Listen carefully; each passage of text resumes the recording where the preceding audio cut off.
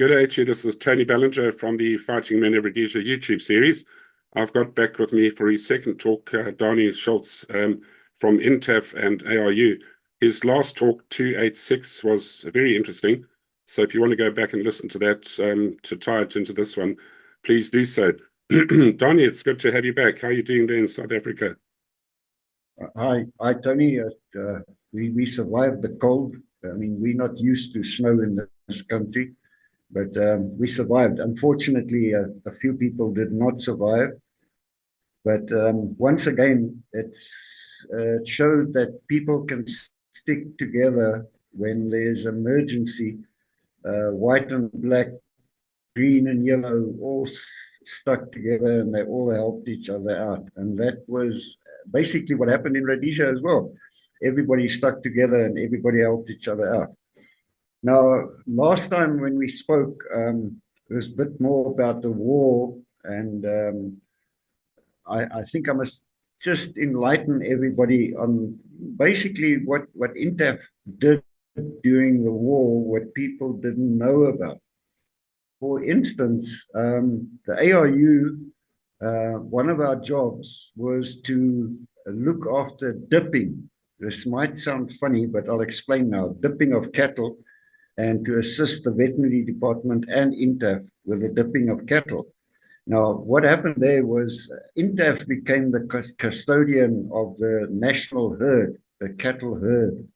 And we were exporting a lot of beef through, what was his name? Jack Mullock. I don't know if you remember him with his aircraft. Now, what was interesting is Cold Storage Commission used to buy up the beef, the cattle, and then they exported the cattle via Jack to Gabon in North Africa. And from there, the beef was distributed. And that was one of Rhodesia's main exports, and also a barter, a way of bartering to get ammunition. And all sorts of funny bits and pieces for the war effort. So that, although people didn't realize or don't realize, that was a very, very important thing, is to keep the dipping going so that the cattle were heavy. But just a funny story with Jack. At Gabon, at the airfield they used there was a British airfield. And I don't know if you know the story of them getting spares there. Do you know the story? No, not at all. Okay, well, they landed there the afternoon, and him and his crew spotted an Alouette and one of the jets that we use, I think a Vampire, was standing there one side. So when it became dark, they stripped those two aircraft of whatever spare parts they could get. They loaded the spare parts in the aircraft that he was there and flew out the next morning. Now, the Brits obviously knew about it, but they weren't going to say anything about it because it was damn embarrassing. So that's a bit of history that also lots of people don't know about. Old Jack knows about it, and he arrived at Salisbury with all these spares, and no one actually ordered it. Okay, that was the one thing. Then I think I must talk about the INTAF was a ministry of administrators, and that changed overnight to another arm of the security forces. I mean, they became an army. They became, they had to fend for themselves. They had to protect themselves. And what happened there was the guys weren't trained. They weren't ready for it. And I'm talking about mostly the DAs, the Black District Assistants, and they were issued with 303s. And I mean, yeah, you know, if you come to think of it, I felt bad at that time when you see this poor guy with his 303 and you've got an FN with 5 magazines and he's got to defend himself. And then what was something very, very, very heartwarming was the day when we issued our DAs with FNs. and we trained them to use it. I wish you could have seen their faces, because now they were my soldier. They had something to fight the AK with. They trusted their VOVs, but they wanted automatic firearm, and that became that was something very, very special that day. Mind Then you, an FN on automatic would probably hit more birds flying in the sky than it would anyone on the ground. But it's, yeah, I know what you're saying. oh yes, and what we did, what I did when training them, I let each guy fire on automatic and see if he could hit a 44-gallon drum that was about 50 meters, and not one bugger hit the 44-gallon drum. Yeah. And that proved the point. But then I took a brain and I showed them that a brain you can fire automatic because it's stable, it's made for that. Yeah, that was the one part. Then the INTAF guys were at the beginning of the war, the white guys were still called up for their military duties as per anybody else, guys working in the banks and wherever. And then the guy would come back from his call up, he's 6 weeks in the bush, and he's back in the bush, and he's actually in a worse situation than what he was in the army.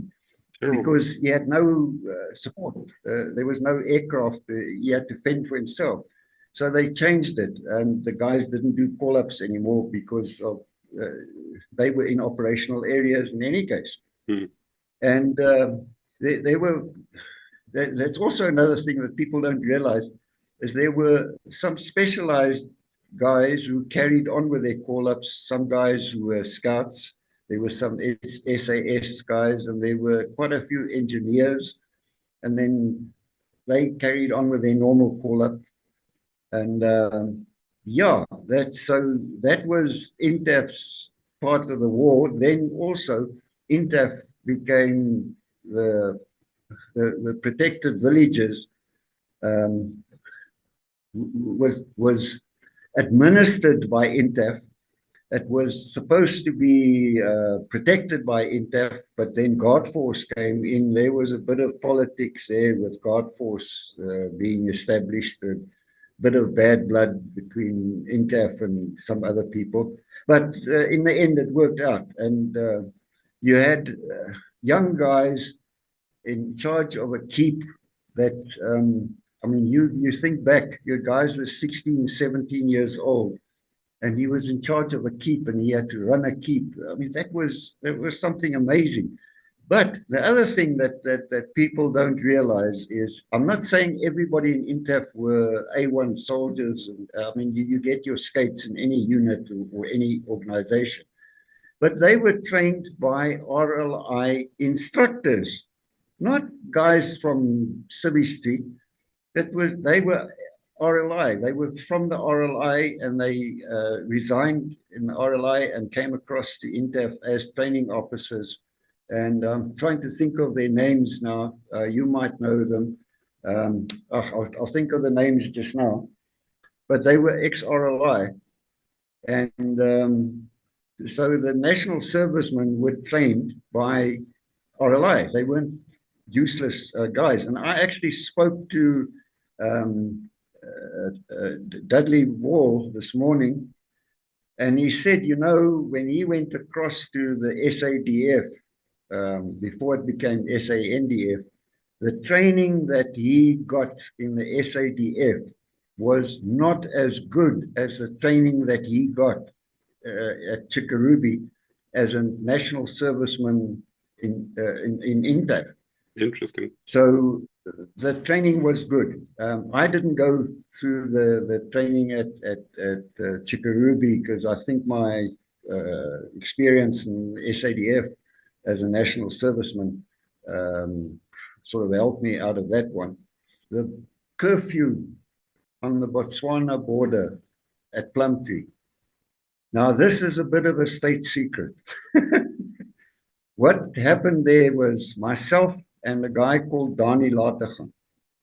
We were approached by the DC and the member in charge and special branch that would we help them out with a certain exercise. all we had to do was go down the railway line at night on a certain evening, and they organized the explosive device for me. And there was a box near the borderline with Botswana, and I had to blow up this box. It was it didn't work, it didn't do anything. I had to blow up this box and then walk back, and they would come with vehicles and come and pick us up, and the reaction unit, because this was now the blowing up of the railway line, which never happened. But the funny part about it is I went back to our mess and got into civvies, got rid of my can't see me suit, and went to the pub. This was about 11 o'clock at night, and the people were sending it in the pub. And someone said, where the hell were you? Geez, there was a murr of a big explosion at the railway line. I said, what? I was sleeping. I didn't know. Yeah, the gooks blew, the Turs blew the railway line up. You should have seen it. And meantime, it was Danie and myself. And the next day, the curfew was declared on the Botswana border with Plumtree. That was just a bit of interesting news. Then, what also happened was, I've got my notes here, is the district commissioner, Alec Bundok, who was in charge of Chikarubi Training Center for INTAF, he was actually a major in the territorial forces, and he wasn't an idiot. He was a full-fledged major in the tier forces. So, that's just a bit of background, so that the guys who make derogatory remarks of INTAF think about these things, and then, just be careful what you say about INTAF. They weren't all that slapgat as what people think they were. No, I think on the contrary, they were actually very brave men, because they had to do things without the support that we had in the army, and they did it well. I mean, I wouldn't like to have gone on patrol in a turn-fested area with 4 guys with 303s. It must have been terrifying. So no, I'll take my hat off to them. That was genuine. That was what struck me as well. Also, is although the army was also guilty of that, is soft vehicles. They traveled around in soft vehicles. Okay, the army did as well, up to quite a long time into the war.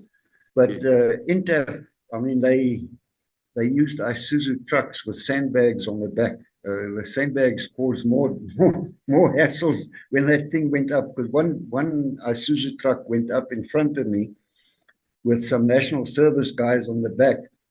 And I tell you what, there were sandbags flying all over the place. And in fact, I got 2 sandbags on my Land Rover. The DC, Charlie Collett, was next to me. And Charlie, I think, thought that we were being bombed or something with the sandbag that landed on the Land Rover, because it made quite a noise. But yeah, no, you're right. I still take my hat off for the INTAF guys, and also the PDOs, the guys who saw to it that the roads were in good nick. People don't realize it, but for the army to be able to do their work the way they did, they needed infrastructure, water, they needed roads. And that INTAF supplied that in the TTLs. There's no one else doing it.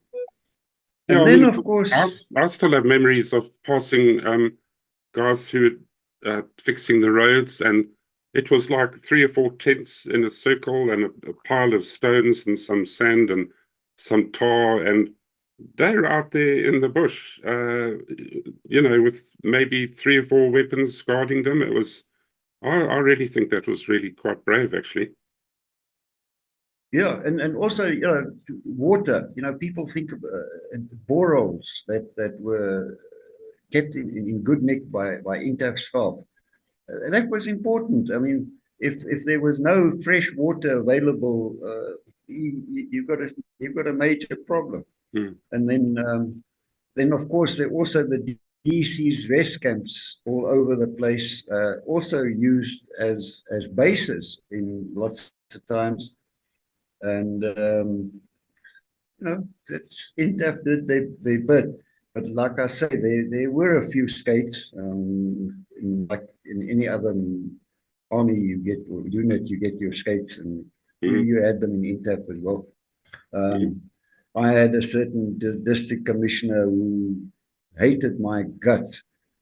I don't know why, but him and I got to blows when I was an ARU, and actually what happened there is a long story, but it gave me 10 days R&R in South Africa because the PCs thought that I was a bit bush, that I went that far.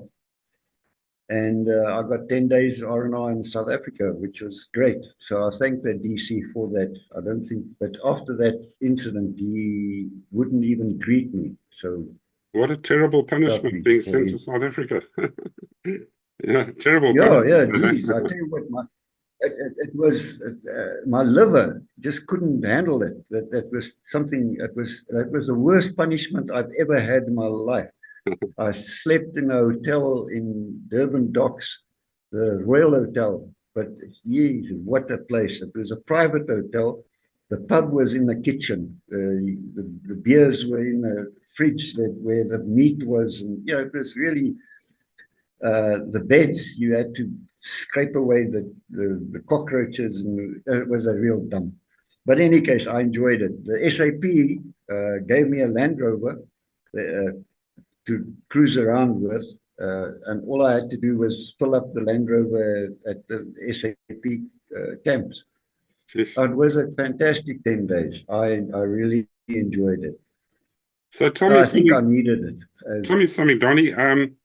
As part of the ARU function, did you still have to do population counts and births and deaths and all, or was that outside of the scope of dipping and stuff like that? That we did when I was with on platform. We did the population counts. We mapped crawls. We did a basic survey of who's who and who's there and who's not there, and who's married to who, and the schools, what children. We had a file. We had a file on each crawl head, and then crawl heads to headman, and then headman to chief. That when the punch up came in Matabeleland, and I was seconded to RIC again, it was fantastic. I mean, we'd move into an area, you'd open those files, you know exactly who the crawl head is, you know exactly who's supposed to be there. By the school, you know who the teachers were. Everything was there. It was in the files. Now, if we had that in the Northeast, when the trouble started there, I mean, what a pleasure. I think it might have changed the way the war ended, but we didn't know. It's easy to say that now. But that was done in platform. The ARU was basically like a support unit for INTAF. Like I say, we gave protection to the veterinary department, INTAF, for dipping, for the schooling, for anything where the army couldn't assist INTAF anymore. We stepped in. Well, in fact, we went into areas where the enemy took over, where the DCs had they couldn't get there. They couldn't administer the areas. And then we went in there, and it was quite a few times said to me at the jock meeting, listen, young man, there is no support. Don't even ask for air support. We are too busy there and here. You guys must just sort yourselves out. And that was how it went. I mean, we had 2 punch-ups where, yes, I tell you what, I prayed for air support one day. And maybe, I don't know what happened, but one chopper came to help us, and it changed things a bit. But yeah, we were self-sufficient, and we had a few tough times. But that's also another thing. normal INTAF guys, and I'm thinking in terms of District Officer Johan Campbell. He was at Nkai, and Johan Campbell with 5 of his DAs, they were the BSAP fire force. If there was a sighting or anything, Johan was called with these guys, and they were the reaction force in Nkai. I mean, this is towards the end of the war, when the army just couldn't, they couldn't be everywhere. So yeah, so INTAF even there, and Johan still, he's also, funny enough, got the same problem as I've got, back injury, and he's also Hopalong Cassidy. But yeah, those were also the duties of INTAF. It wasn't just sitting in a. While we were on the platform, I must tell you this: we were out in a headman's area for 6 weeks at a time. So in the beginning, it was quite nice to be eating impala, kudu, and game meat. But eventually, yes, you want your beef. A man must eat beef, and we snuck into Plumtree a few times, or whichever town we were close by, just for a bloody T-bone steak or something. And then people would say, but yeah, you got kudu meat. But I must say one thing, Eland was the closest to beef. And the DAs enjoyed it if we shot an eland, because, hey, there was plenty of meat for them. And then I must tell you a funny story about the meat. We had a pot license to shoot game for the pot. We were not allowed to make biltong. That was one thing that was stipulated. And the DC and the member in charge did a surprise visit at our platform camp, which was one of the DC's rest camps. I think it was at Mayabodo or somewhere. And our Pete Burkhardt was sitting there, and he said, now Pete and Daniel, tell me, you guys, are you making biltong? Yes. And I looked up like this, and there was rows of biltong. And I thought, oh shit, now we've had it. He says, the member in charge looked up and said, yeah, I'll tell you what, if you give us that row and that row and that row, we won't say anything about it. And they took half of our biltong away with them, but nothing was said. The trouble with wild game meat is that it's got no fat in it. That's why beef is just so different. Yeah. Because that fat that goes through the beef is what gives it its flavor and yummy. That's it. And what I did enjoy is that if we shot an impala, we get that last piece of gut that went to the poophole. We used to call it the poophole, Darren. We used to just push out the crap and then dry it on the fire. Yes, that was lekker. That was great stuff. Right. And then, of course, Peter, myself, like I told you in the previous interview, we got banished from Plumtree.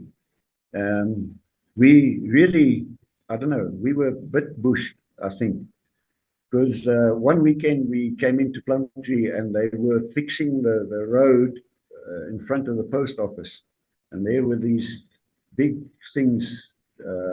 Roadworks in progress, you know, what do you call them? These things that they put down on the road when they work on the road. And we thought, well, that's a great idea to sleep in between those two things tonight. And we got ourselves 2 crates of beers and a braai, and we got our beds there and our dogs and the whole lot. And we slept. This is the Saturday night. We slept in the middle of the road in front of the post office. And the next morning, of course, everybody on their way to the church at the Plumtree school, and the cars would come past and they'd look and say, what? Yeah, we're sitting having beers in bed with our dogs braaiing for breakfast. I thought of a plan, and we went, there was a tiki box outside the post office. And I phoned Pat Lum at the hotel and I asked for room service. I wish you could have heard Pat Lum. She said, "My dear, where are you?" I said, "We're outside the post office." And she said, "Hang on." And she put the phone down and she stuck her head out the hotel keys and she crept all over us for city. Our whole bedroom was there. We put it there. Now that's all little things that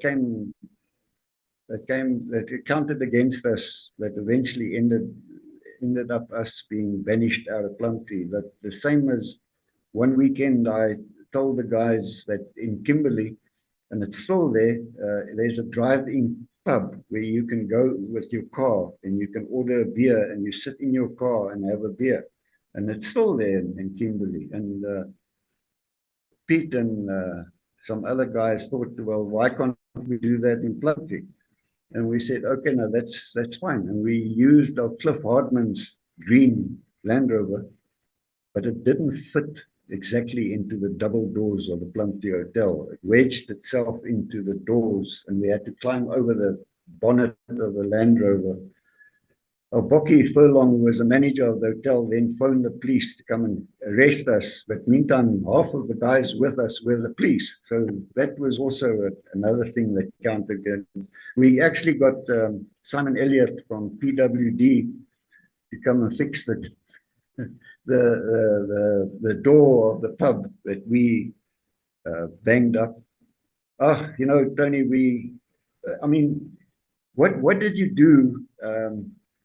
You're in the bush, you come out, you come to Plumtree, there's nothing to do but except drink. I mean, what else was there to do? And then we got into all sorts of mischief and went back to the bush to sober up again. Well, I was in internal affairs at Plumtree, my first job after school, second job. I did a year in the bank and then I went to Intef and Plumtree. And it was a great place, just great. It was in the middle of nowhere. It was like a Wild West town that you see in the movies, wasn't it? Just exactly. Dusty little buildings and but lots of fun. You will appreciate this. Plumtree Hotel. Dudley Walton, I don't know if you can remember him from Plumtree. He had the butchery. I think I do. Yeah, and one night we were talking about Evel Knievel. And someone said that was when Evel Knievel was going to jump over the Niagara Falls with his motorbike. And Dudley said, man, Evel Knievel, I can do whatever Evel Knievel can do, I can do better. And I still said to Dudley, you can't even ride off the roof of the hotel with a bicycle. He said, what? Come, I'll show you. And we got the barman. Oh, what was his name? We got his bicycle, and myself and Dudley climbed onto the roof, and Dudley got onto the bicycle, and off he went on the. You remember the Plumtree Hotel, the corrugated iron roof, but we forgot about the gutter at the end. And the SAP were there with one of their vehicles, mine-proof vehicles. I can't remember what it was, but Dudley went off. The bicycle hit this vehicle. Dudley fell into a big ball of dust. The bicycle was a write-off. The barman complained about it, so Dudley, he got fired, the barman, but he got a new bicycle the next day. But those are the type of things we got up to, and the same as, I think it was Dudley, I'm not too sure. Guys were playing killer in the pub. And someone had to get the bull. And eventually someone shouted, clear the board, I'll show you how to get a bull. Picked up his FN and shot the dartboard to pieces. And on the other side was the storeroom of the hotel. And all you could see was this oil pissing out the wall. But those are the things that we got up to in Plumtree. I mean, well, it was a stress relief mechanism, wasn't it? It wasn't just being stupid, it was a relief of stress, really. Yeah, I agree. You had a choice. You could either go and sit and cry about it, or just get like you said, get the stress out of you. Now we had, of course, Herbs when we were on platform. Koos Herps was the BSAP contingent that was with us. And him and a guy called John Southern, they were in the bush for a long, long time. They just kept on staying in the bush. And eventually, Koos got forced leave, 3 months leave. He had to get out the bush for 3 months. So him and John Southern decided they're going to Japan. That if you can remember that those days with the war, there weren't that many countries you could go in with a Rhodesian passport, but Japan was one of those countries that you could go to. So him and John Southern, between the two of them, they had a Ford Falcon, but it had no windscreen, and they had pilot's gloves, goggles, and the two of them packed their kutundu in this Ford Falcon with their goggles on, and off they went to White Bridge. They're going to go to White Bridge, get the train there to Jan Smuts Airport, and then fly to Japan. They left Bulawayo. They got as far as Essexville. 3 months later, they were still in Essexville. They never they never left Rhodesia. About a week in Essexville, John Southern went back to Bulawayo, cashed in their checks, their plane tickets and their travelers' checks and everything, and they bought half shares in the Essexville Hotel. And they just stayed there for 3 months. Then you say to Koos, but Koos, you could have gone to Japan, my friend. And Koos would say, yes, man, millions of people have seen Japan. How many people have seen Essexville? Those were the type of things that made Rhodesia. Yeah. And of course, wasn't stupid at all. He became deputy director of Parks Board in Bophuthatswana. And I don't know where Koos is nowadays. Someone said to me on one of the pages that I belong to, or groups I belong to, that Koos is around somewhere. He always said he was going to marry a woman that's got a farm, which he did, but then obviously that didn't work out. But she was a Seventh-day Adventist, and they go to church on Saturdays. So she used to drop Koos off at the pub on Saturday, and then she goes to church. Koos gets sozzled in the pub. Yeah, no, Tony, those were the funny things that we got up to. I'm just looking at my notes here. Platform. I'll tell you all about platform. Did you ever did you ever get involved in any cattle abductions, follow up on cattle being abducted, going over the border into Botswana? Oh, yes. I actually, when I left Inter, I went and worked for Cold Storage Commission, and I ended up in the cattle theft, anti-cattle theft unit, which was run by a guy called Danie, Danie de Tooy, I think. He was a scout. He died of a heart attack. But big, fresh guy, Danie. And I was in the Nuanetsi contingent, and we had lots of cattle theft there. And that was terrible. And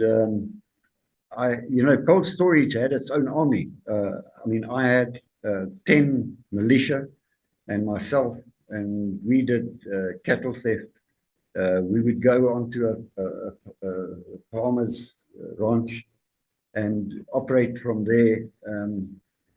Those were interesting days. And what you did was the farmer would let you know that they on his ranch they're taking cattle, and then you try and get you try and get in, because they didn't take 3 or 4 head of cattle. They took plenty, 20, 30 head of cattle, and you try and get ahead of them so that you can move in amongst the cattle. And we used to move in amongst the cattle, and then you end up having a punch up with the rustlers. And people mustn't think that they were just rustlers. They were rustlers with AKs. There's not once, I can't remember once that we had a punch up with cattle thieves that didn't shoot at us. Yeah, not once. All of them had and the farmers were so grateful But it was fantastic when you come back and you maybe lost 2 or 3 head of the guy's cattle, but you get 20 head back for him. It was like you gave him gold, you know. The beers were there, the food. My guys ate like kings. No, it was interesting. No, we had plenty. Pete was I must be careful now. He ranched for CSC, for Cold Storage Commission, at a place called Chifungura, which is right on the borderline near Netsi Way. And he had big groups cross into his area. When I talk big groups, 100 plus enemy. And they took lots of cattle. It was, you know, and that was what, when I was ARU, we had to, we actually went into Mateki Hills at one stage, ARUs, and all we had to do was shoot cattle. That was when foot and mouth came into the area. And all you do is you see a mombi, you shoot it, and you cut it open, and you take, what was it? It blisters the meat. What the hell was it? This white stuff that you paint with. What the hell is the stuff called? But in any case, you put that over the meat, and then no one can use the meat. But luckily, with my experience, you see this thing hasn't got foot and mouth. We used to get big, thick T-bones, and my DAs used to eat like kings, man. Oh, it was great. But we shot lots of cattle. Yeah, Tony, we shot lots of cattle because we had to close the gap between, we had to create a buffer between the foot and mouth that came in from Mozambique, and because it would have wiped out the national herd for sure. And it was very, very, very, very important that the national herd was maintained. People don't realize how, you know, that could have broken us as a country if the national herd folded. So, you know, every kilo of meat was 1,000 rounds of ammo or 10 liters of diesel or something. You never know. And White Bridge, the AHI was a guy called Theo Hers. No family of course Hers, but he was also a very funny guy. And we had quite a lot of interaction with him because of the dipping, because the AHIs helped with the dipping. And then one day we went across to Messina for rugby or something, to go and watch rugby. And the one guy from immigration on the South African side gave me a hard time because there was a magazine, FM magazine in the Land Rover that he found there. And there was a big spiel. So Koos said to me, no, don't say anything. We'll get him. We'll get him. And about 2 weeks later, Koos said, Theo said to me, come, we're going to pick up the cops. We're going to get our mate. He went shooting on one of the ranches there. Obviously, he had no license to shoot. And he had an Impala on the back of his boot, pulled him off the road. Theo confiscated his vehicle. And the cops arrested him. And Theo said to him, you see, this is how it works. You could have just kept, all in Afrikaans. Theo said you could have kept your trap shut about that magazine. Remember with my friend here? Yeah, the guy said, he's sorry. After the whole lot, when we went to the police station, Theo said to this guy, Luister, here's your vehicle back. Here's the keys for your vehicle. Here's your firearm back. Piss off. Go back to South Africa and don't ask about the meat. And we had a lekker braai that evening with the Impala, 2 Impalas in the guy's boot. But yeah, White Bridge, that was another station as well. Am I correct in saying that it was a mandatory death sentence for cattle rustlers? They didn't really get a reprieve, did they? Yes. I'm going to mention I better not mention his name. His name was Billy. I won't mention his surname. But look, he got some of his cattle went missing, and he shot the one guy that was part and parcel of this cattle being stolen, and he got $5,000 for that. Because you remember there was this reward system. Yeah. If you got a group, if you got a enemy, this and this and that, you got paid out in this. And he was actually, as a civilian, he got $5,000 for shooting a cattle rustler. Mm. Yeah, no, that was you shoot it. And you know, funny enough, Tony, they used women and young Majibas to. Once they get the cattle, the woman and the Majibas used to herd the cattle on, not the enemy itself. That wasn't their job. And we actually found quite a few cases of women, but luckily with the women, they just scream and run away. I didn't get one instance where the woman actually fired a weapon at us, not once. So was any of this rustling purely by people that were hungry, or was it all linked to a greater plan through the tours? I don't think it was ever for people that were hungry, because thinking back, only once or twice maybe, where cattle were slaughtered, but the cattle were. It was a case of hurting the farmers, take away the livelihood of the farmers, and then they thought in their wisdom that if they stopped the dipping, this would stop the cattle sales, would stop the government getting the cattle. But what they didn't realize was, by stopping the dipping, is the cattle were dying, and the people whose freedom they were fighting for weren't getting any money anymore because their cattle were dying. So they were actually shooting themselves in the foot. But I mean, you know, as well as I know, they didn't care a hoot about that.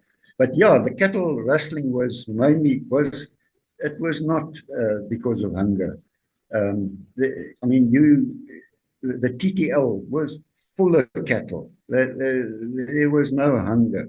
Even in areas where the war was at its worst, there was never starvation. No. I never ever saw that. There was never so. There was always maize, and there was always chickens, wukus. There were plenty of chickens, and there were plenty of cattle. No, there was never starvation. So that is one thing. And then the cattle sales itself was actually it was like how can I put it? It's like a happening, like a social gathering of everybody, and it was like 2 or 3 days of drinking, beer drinking, and making sadza and nyama and whatever. It was a social gathering, and the enemy used that. Let's say the cattle sale was on a Wednesday, and we used to go in on a Monday into the area, and half of the ARU ensures that the safety of the spot, the cattle sale pens, and the other half we used to do escort the guys into the cattle sales. Then that evening, before the sale, the buyers, the Cold Storage Commission buyers, geez, they could drink lux, and those guys could drink. We had to protect them, but they ensured that we had lots of meat, and they looked after us. But we could obviously not participate in their parties and whatever. Oh yeah, I must tell you about there was one buyer, trying to think of his name now. He was the luckiest son of a gun that I can imagine. He was at the cattle sale in your valley in Victoria Falls once, and they went to the casino, and he lost half of the money that he was supposed to buy cattle with. And about 12 o'clock at night, they said to him, I nearly had his name now, said to him, what are we going to do that? He said, wait, give me half an hour and I'll get the money back. and with that, he got that money back. Like how lucky he was. Oh man, he he was an auctioneer. Wait. He was an auctioneer. He wasn't a cattle buyer. He was an auctioneer. That's it. But he bought cattle as well. No, that I can, we can talk about the people during the war that I met and experienced instances with for ages. It was just like you had your scenes in Victoria Falls, and you met some very fine guys. Oh yeah, there was one guy, Gentleman Jim. Can you remember him from Victoria Falls? He got killed. He was a loot. And he had a twin brother, No, identical brother. I don't know what unit or what year that was. No. Oh, gee, I can't remember what year, but I was in a pub at Victoria Falls and having a beer, and in walked Gentleman Jim. And my goodness, I was at the scene where he got shot. And here's a guy walking into a pub, and the guy walked up to me and said, "Look, I can see you're a bit alarmed, but I'm his brother. We're identical twins." And that must have happened quite a few times during the war. But yeah, we're talking to Dudley. I believe you had a chat with him the other day. Yes. Very interesting as well. He was from ARU and ended up as a colonel in the SAND. Yeah. Sometimes one could have did happened. When you mentioned that you often had no air support, did PRO, the Police Reserve Air Wing, never offer any assistance in that type of thing? Yes. What was his name? He had one arm. He was a pilot from Fort West Nicholson. What the hell was it? He did air support first. He had a system where he worked out. He had a tube in his aircraft, which they dropped hand grenades out of. And what was his name? But in any case, he did air support first the one time, and then once in White Bridge, no, Wonder area, we had two choppers come out, and but that was a bit of a mix-up. I can remember that scene. Those 20 mm cannons, gee, what a pleasure when they go off. Yeah, but most of the time, 99% of the time, we had no air support. Nothing. You in the shit. You're in the shit. You get yourself out of there. I know a few farmers actually created their own little air force. Jim Barker, I've got his book, is probably one of the nicest books written in the war, about the war, called Paradise Lost or Paradise Plundered. It's available on Amazon. He got his aeroplane, and I think he cut a hole in the side, and he got an MAG, and somebody, his son or somebody, was the gunner, and then he had other weapons facing forward, and he would patrol his farm and the neighboring farms, and he was quite successful, I believe, in his own little fire force. And he built a tower on his farm and put mortars up, big steel doors at the bottom so the tourists couldn't get up the tower, and he put mortars up there and machine guns. It's a fascinating story how he built this farm and how he protected it. And I think if anybody wants the Hemingway of Rhodesia, that's the book to buy. Jim Parker. Lovely book, lovely story.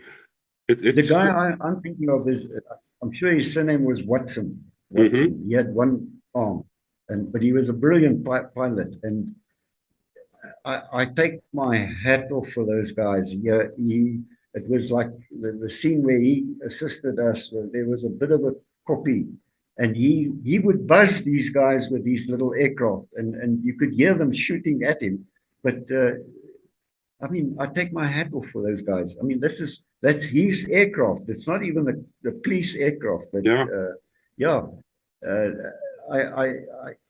that's one thing about the Rhodesian War that made us. I mean, let's be honest, that made us so good.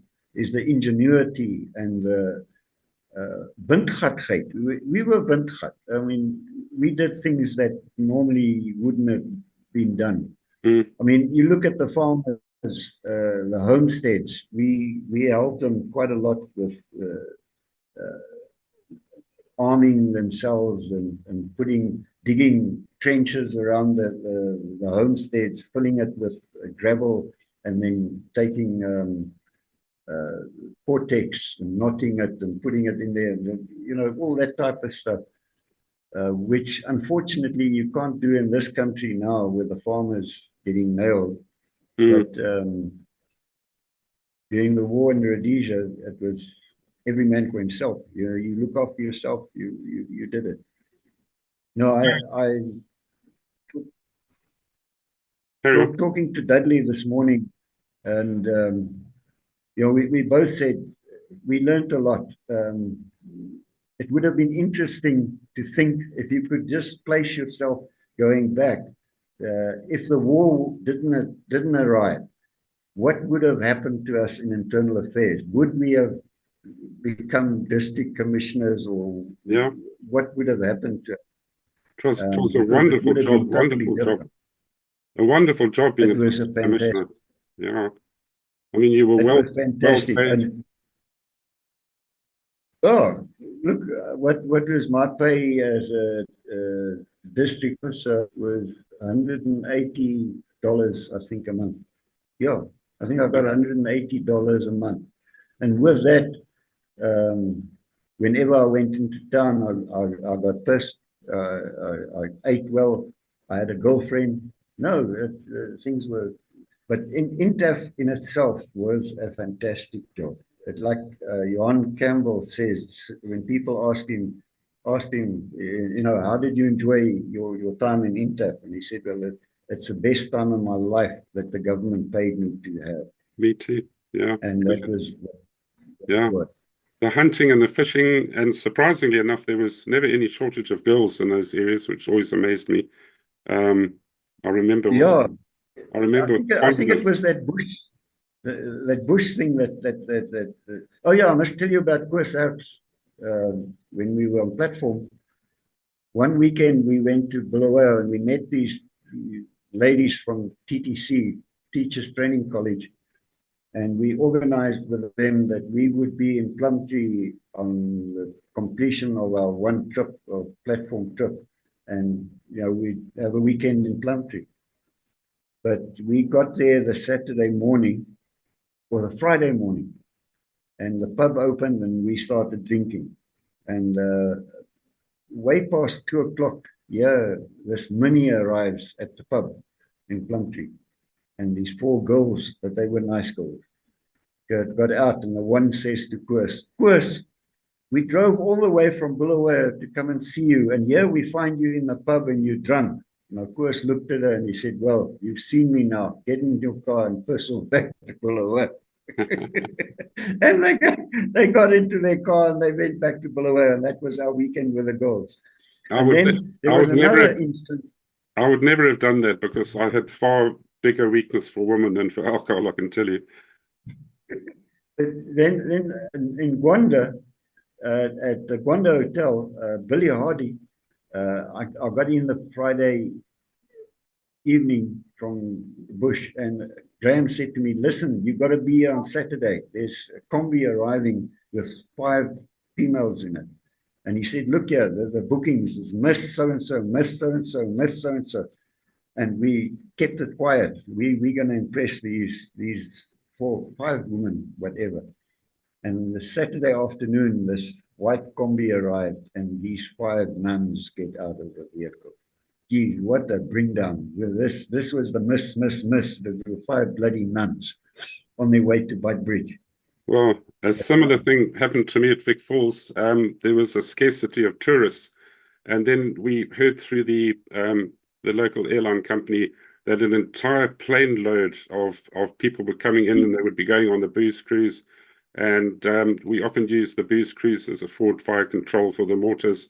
And so I, as an officer, could automatically say, I'm going on that cruise because I want to meet the girls. Yeah. And all the other guys were fighting, and, you know, I selected a few to come with me. And we went down to the boat, and we had great anticipation. Are they South African? Are they Swedish? What are they? All these people coming along, girls as well. And then the coach arrives, and two coaches, and they're all African workers from a farm. The Onion King in Mashonaland had given them, that was their bonus, a trip to Vic Falls. And so I was stuck on the Bees cruise with about 150 of our local black brothers. But it was, it was just one of those funny things that happened, Yeah, no, Danie, I can remember. in closing, yeah, we'll let you say what you're going to say, and then I just want you to give me an answer to one other thing. Tell me what you were going to say. Yeah, I was just saying that when we got into town, especially Bulawayo, Peter and myself, when we were on platform, there was one chemist, and he knew us. Every 6 weeks, we used to come there on a Saturday morning, and he'd come in and he'd say, the men with the bubblus medicine, and he used to give us a concoction of some medicine. How stupid can you get? We paid for it, and then we went drinking again. But that was your question. The best medicine for that was orange juice and water, I can tell you. I just wanted to ask you, what was the worst sort of contact that you had that was the most frightening one? Say again? What was the most frightening encounter with the tours that you had? Well, yeah, I don't know. Every situation was frightening. I shut myself every time. It's amazing how you use that fright, that fear, and you manage it, and you actually, people say, but how can you be so calm? But they don't see the brown spots in your underpants. And no, I think everyone, the most frightening was when me to the ground, and I turned around up, and all I could see him was shaking as he got shot. And he was sort of towering over me, and he got nailed. Had he not pushed me down, I would have been dead, because that RPD gunner would have nailed me. But eventually he went down, and I could silence the RPD gunner. But it's amazing how that fear, it starts as fear and it calms you. I don't know, it's difficult to say. I actually must tell you, with fear, I came down to South Africa once in one of my R&Rs, and I slept in my brother's bed, and on the back of his door, he had a poster of Jimi Hendrix with his guitar standing like this. And in the middle of the night, I woke up, and I looked up, and the moon was shining on this Jimi Hendrix with his guitar. Yeah. And in my mind, I could see this enemy with his AK, and I started, and I looked around, and I couldn't find my weapon. And I can remember screaming. I don't know what, but I woke up the whole household, and everybody was around my bed. What went wrong? I said, take that bloody poster off. And I was so cross with that Jimi Hendrix poster. But that was more frightening. I don't know. It's difficult. It's difficult to answer that question. All I can say is every time you have a contact. To me, it's frightening. Because it's difficult. Look, like we had one at School of Infantry. I think it was Sergeant Major Binks that said, you only get one type of hero, and that's a dead hero, or a stupid hero. Because most of the times you are so shit scared that you make a plan to survive. And that's what normally happens. I mean, you can think back. I mean, you were fighting against the Zambian army at some stages, and you never knew how many enemy there were on the other side. I mean, and things like that worries you if you're not in control. That's the word I'm trying to. You're not in control of the situation, and that's more worrying, more frightening than if you were in control. Being ambushed, it's only afterwards that I tend to get the shakes. Like at one ambush where the guy stepped out with the RPG-7. Yes, that all that went through my mind was you stuff. That's in fact I used another word, but it boils down to you stuff. And there was that bang of the RPG, and you wait, and you're still alive. Shit, you're still alive. Because and it went over the top of the Land Rover. But yeah, no. I sometimes with PTSD, which only started, when I turned about 50, I started, bangs started worrying me and stuff like that. And people that point firearms at me, that immediately puts me into another gear. I once had a little kid. He had a plastic pistol, and he pointed the thing and went bam, bam, bam. And without thinking, I grabbed the thing and I broke it into pieces. And I said to the mother, look, I apologize, but you should teach your child not to point even a toy gun at people. Mm. But yeah, no, I'm glad I'm still alive. I can thank my DAs for that. There were some scenes where I don't think I should have made it or would have made it if it weren't for them. But yeah, we had interesting times. I think the worst thing that you might have been subjected to was the lack of armored vehicles and properly mine-proof vehicles. Like you said, sandbags become, and Coke bottles lying around, they become missiles. Really, I think the 4.5s that we had in the army, they had the sandbags, but then they had a thick layer of mine, the conveyor belting, which was bolted off. Yeah, and virtually nothing would get through that. And then water in the tires, and armor plating over the wheel.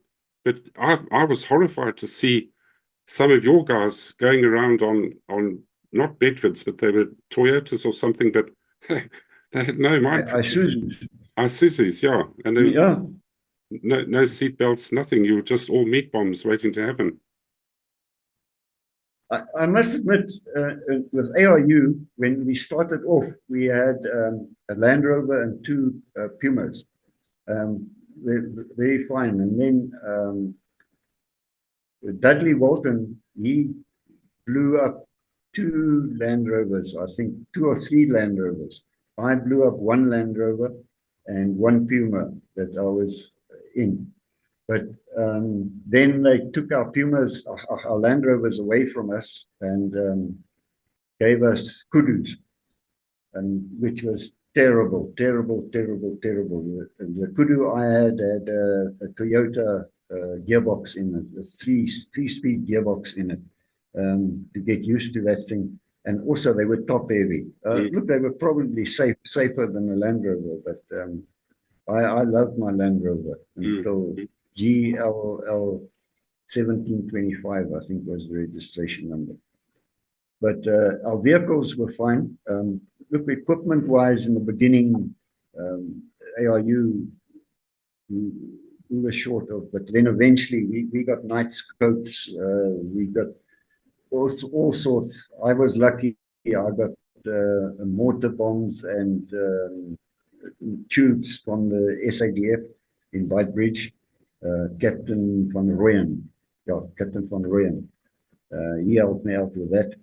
So yeah, equipment-wise, we were, in the end, we were pretty well looked after. Well, Danie, it's been excuse me, an interesting chat. We've done an hour now, so that's the average time that people can pay attention for. So I'd like to thank you for coming and sharing your experiences with us. And I'd like to encourage other people to please come forward. It's becoming a struggle to find people to interview, I'll be honest with you. So please do your bit and help us out. And also, if you would subscribe to the channel, because it'll be nice to hit 20,000, and to also press the like button. That helps with the YouTube bots to further our availability to YouTube viewers. So, Danie, once again, thank you very much for coming on board, and all the very best to you. Hey? Yeah, thank you, Tony, and thank you for keeping the history alive, and thank you for giving myself and Dudley the opportunity of being able to tell the people, in TAF, we weren't just a bunch of O's with the red berets smoking cigars. we did our bit, but thank you very, very much. I enjoyed it, and I think this talk didn't go as well as the previous talk because I don't know. I find my speech is a bit buggered after my stroke and whatever. No, but in any case, you go well. It's fine, and I'll tell you, I've learned a lot about those units through these talks, and I'm very grateful for what you've told me. It's expanded my knowledge. Much to my shame, I didn't know who the ARU were, because I never ever encountered them, and I was thoroughly pulled over the coals 3 talks ago for not knowing anything about them, but I was never exposed to them. So I just want to say it's been enlightening. The people in Intaf didn't even know. I mean, I ended up in some districts, and we arrive at a keep or whatever, and the guy says, "Who are you?" Yeah. So we ARU. Yeah. RAR. What? Yeah. Where do you fit in? Yeah. It was very interesting. That's how it worked. Okay, Danie. And then of course, me with my beard and my guys, I didn't mind them having beards either. Lots of times we were totally seen for something that we weren't. Yeah. And it was interesting. Very interesting. Okay, Danie, God bless Tony, you. thank you very much. Thank you very much to you too, eh? Okay. Bye. Bye.